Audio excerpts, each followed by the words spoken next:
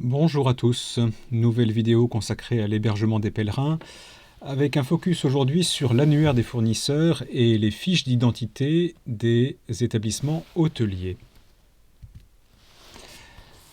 Il y a dans Rosario un annuaire des fournisseurs qui est administré par les administrateurs généraux du système. Dans cet annuaire des fournisseurs, on trouve les établissements hôteliers et les compagnies de transport. Alors je vais vous emmener voir rapidement dans le logiciel tel qu'il se présente pour un administrateur général. L'annuaire des fournisseurs est ici. Il y a différents types de fournisseurs, compagnie de transport aérien, ferroviaire, il y a le routier, compagnie de transport routier, et puis il y a les hôtels. Alors pour les compagnies de transport, c'est extrêmement simple. Je prends une compagnie de transport routier, on indique juste la raison sociale, le nom usuel de la société, une adresse postale, une adresse internet et un numéro de téléphone. Donc c'est extrêmement simple.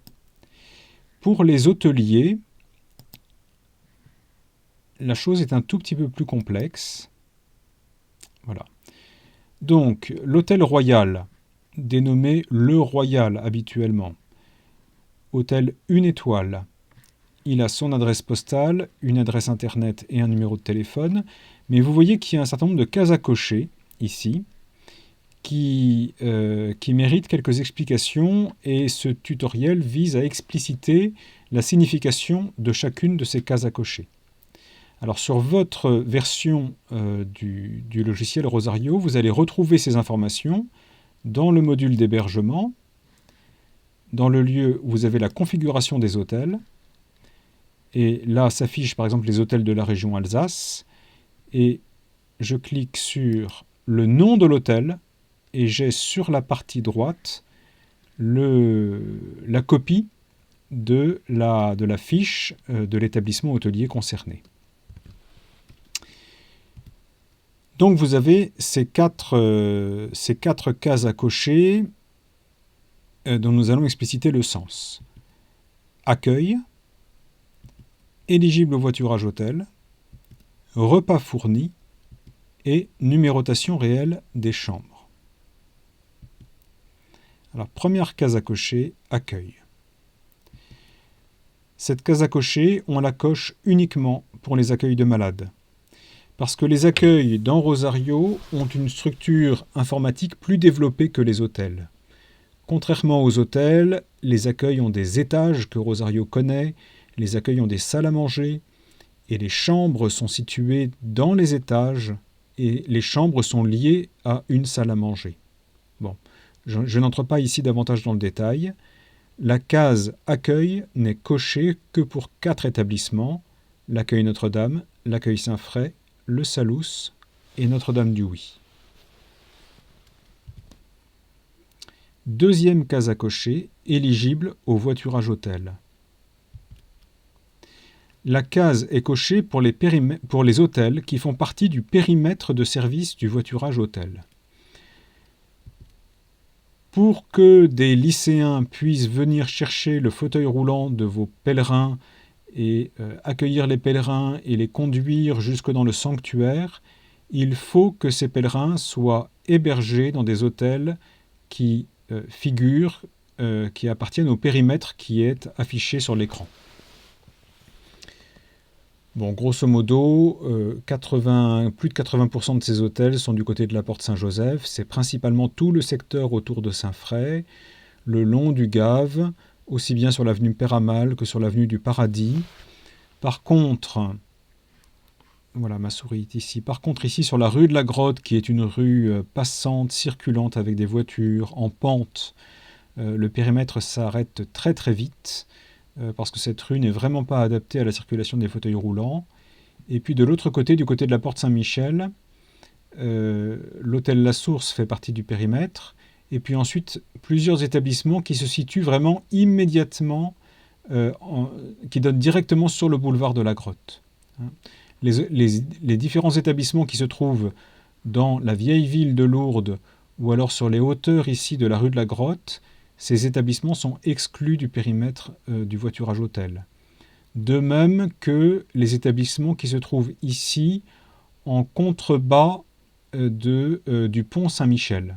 Parce qu'ici, il y a un petit raidillon qui n'est pas forcément évident à prendre en poussant un fauteuil roulant. De la même manière, il y a l'un ou l'autre hôtel qui se trouve ici dans la pente assez raide de la rue de la Reine Astrid, un certain nombre d'hôtels qui sont exclus du périmètre du voiturage hôtel.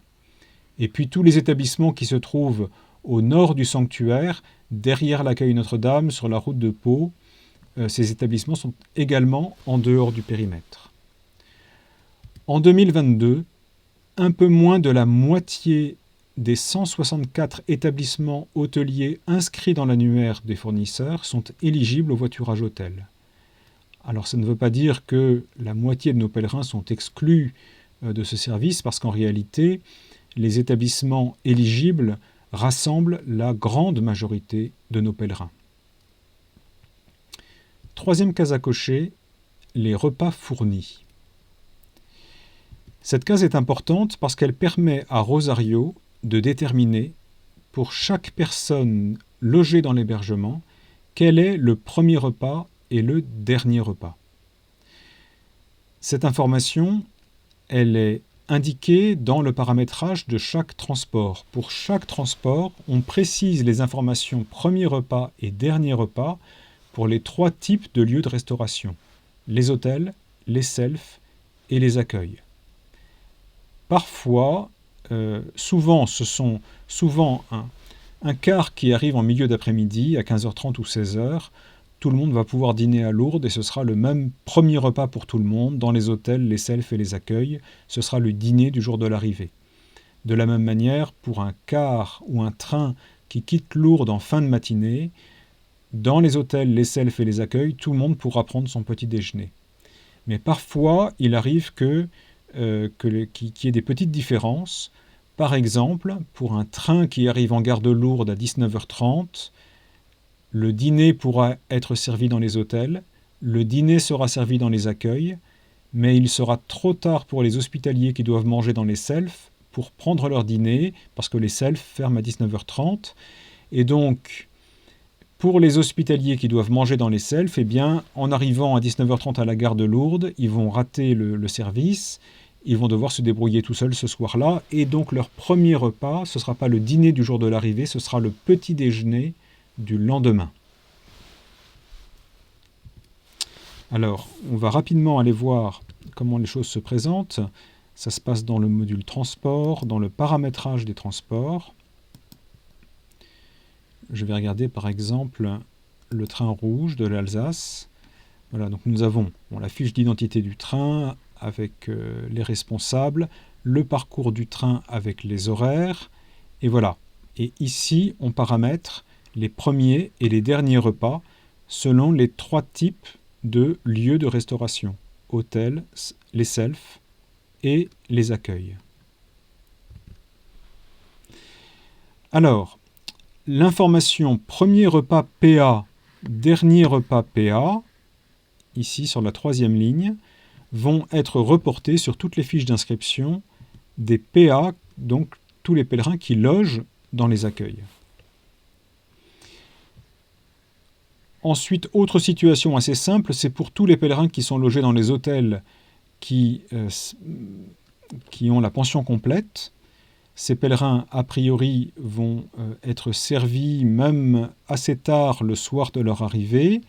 Et donc, pour ces hôtels qui servent la pension complète, on va cocher la case « Repas fournis » et ça va entraîner le transfert de l'information qui se trouve ici sur la première ligne, le transfert de cette information sur la feuille de route de tous les pèlerins logés en hébergement, avec donc cette case cochée, ce qui correspond aux hôtels qui servent la pension complète.